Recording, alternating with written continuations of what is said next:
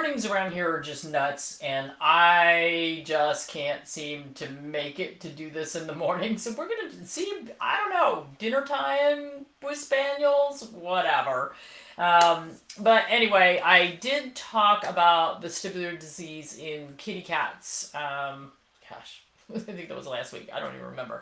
And I promised you that I would come back and talk about vestibular disease in dogs because there are some differences. Remember, in kitty cats, we talked about viral diseases like fluke, FIV, infectious disease like toxoplasmosis definitely can have symptoms of vestibular disease with those diseases. So, trying to get some diagnostics for treatment can be pretty important. But there are some differences in reasons for why our dogs would have vestibular disease. So it's also referred to as old dog vestibular syndrome or canine idiopathic vestibular disease. And remember, when we talked about the kitty cats, I said the idiopathic means we're idiots and we have no clue what's causing it. So when you see the word idiopathic in front of a diagnosis, it means they don't know what caused it. You got it.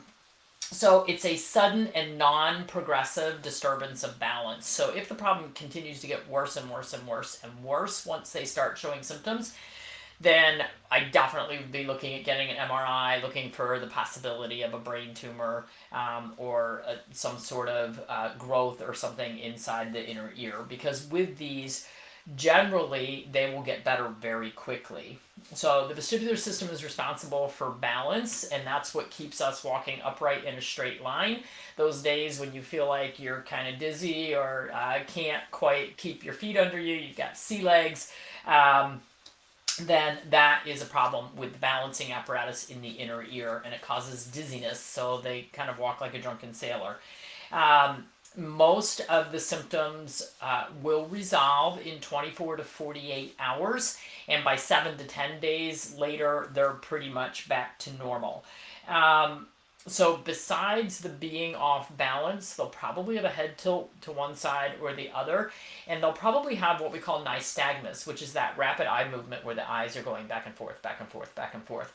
Occasionally we'll see a rotary motion where the eyeballs literally are spinning, but that is much less common. It's usually the back and forth motion. So sometimes I'll get emails from people with, my dog is losing his balance, he can't stand upright. And those will be the questions that I'll ask. Well, does he have rapid eye movement? No. Does he have a head tilt? No. Okay, we might be dealing with something that is not vestibular disease. Maybe we're dealing with a low blood sugar. Maybe we're dealing with a heart issue where they're not pumping blood throughout the body or to the brain. Maybe we have a spinal cord issue that's making them kind of numb in their legs and making them walk funny. So it's kind of important that we have more than just that drunken walk as a symptom. The head tilt, that rapid eye movement are pretty important, and 99% of the time you'll see at least one, if not both of those, along with the drunken walk. So causes for the dogs, similar to the cats in that it could be that there's a perforated eardrum, it could be a middle ear infection, a tumor, certainly. Side effects of drugs, particularly some of the antibiotics that are used, can cause this.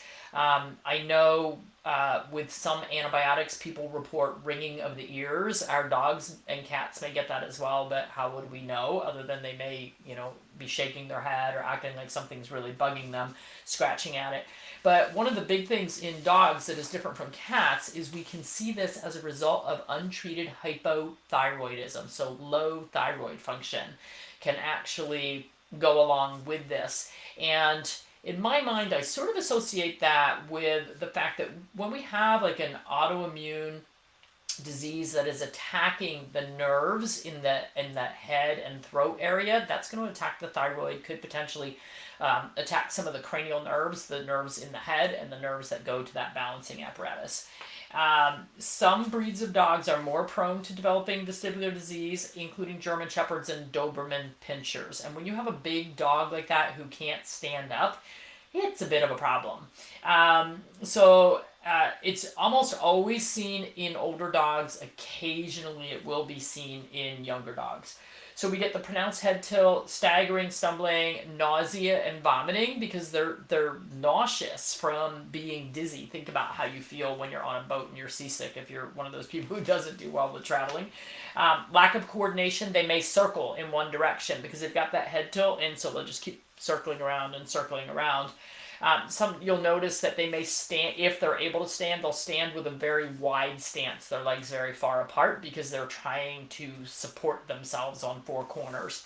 They may be unwilling to eat or drink because they're feeling nauseous, and they may have trouble navigating and holding themselves up to stand at the bowl.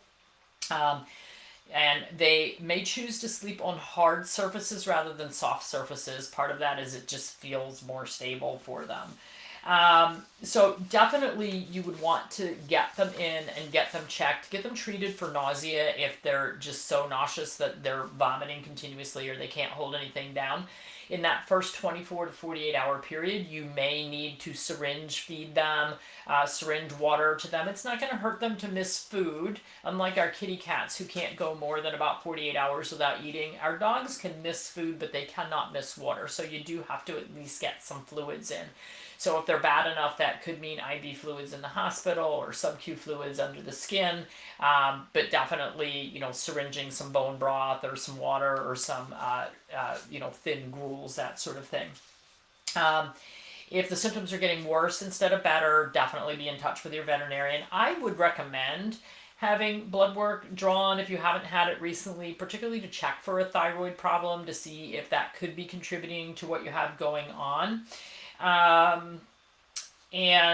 Really the main treatment is just supportive care, keeping them from falling downstairs, running into things, doing any damage to themselves. So that's kind of the biggest issue, and it may require, a few days of supportive care. It was rare that we would ever have to hospitalize a dog for this, but we did have a couple where they just could not hold themselves upright at all. Like they literally were just rolling and unable to maintain any balance at all, unable to hold down food or water. So those are the kids who might need hospitalization for 48 hours, but they're pretty rare. And like I said, it will improve, and probably 90% of the symptoms will be gone within 7 to 10 days. A lot of dogs are left with a permanent head tilt one way or the other. So I always would say when they'd come in the clinic, I'd say, oh, he can see around the corner before he gets there. And that doesn't seem to bother them. They learn to navigate with that with no trouble at all. So your dog's not the same as before episode. Yeah, some of the... do you need a full thyroid panel or is just a T4 okay? A lot of times these are older dogs, so I would get at least a T4 and a free T4 because there's such a huge difference in that. And in my lab course, I talk about that more. So does meclizine work for dogs? It can. I never used it, but it is newer, and so they're doing it for sure. Yeah, vertigo can be totally debilitating for all of us as well. Oh gosh, vertigo for a month. Blah. It's only the 4th day of Christmas. You have 8 more to go. All right. So, okay. Okay, everybody. Have a wonderful evening. I don't know what's going on tomorrow. We sold our old house today, but went to settlement and they didn't give us a check. We got to go back tomorrow to get the money. Another trip to Raleigh. That's okay.